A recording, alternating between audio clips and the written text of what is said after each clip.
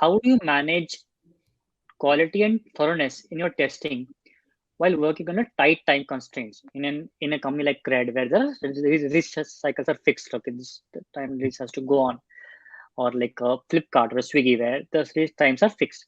How do you ensure quality and thoroughness in that when the time constraints are a little tight?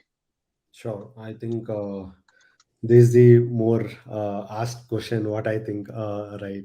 It's also obviously this is the first question where you would be asked, like in any startup, where do you work, where you work, right? Correct. So at least my journey was more into the startups, being into from the scratch, and where I had been working in almost all the startups in my journey.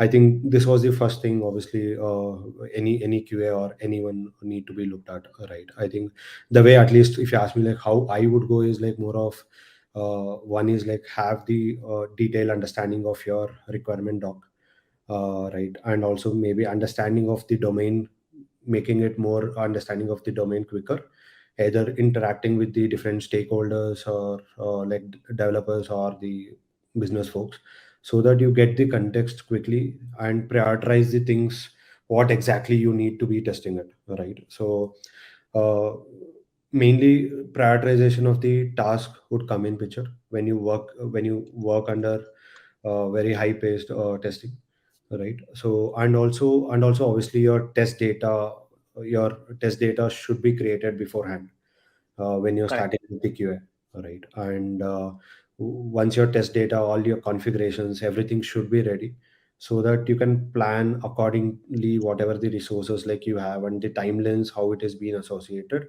based on the priorities and the business commits what you have in the company, right? And also just not this, right? And also there are also like some of the things like uh, uh, where you have also released like some of the features where you learned some of the thing, you have done retrospectives, you have took some of the learnings, but we need to No. start adapting those learnings so that it would be beneficial for next releases when you're working with the next releases, right?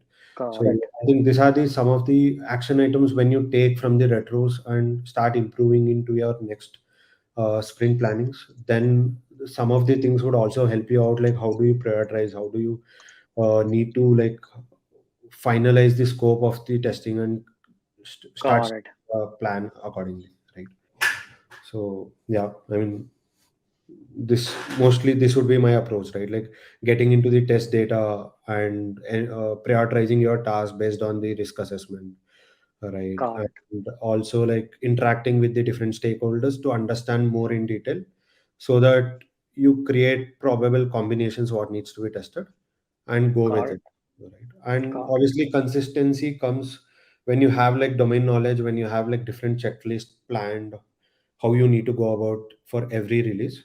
So that's how at least like you can prepare your checklist learnings on the action items what you need to follow in the next sprints. Got it. Got Understood. Understood.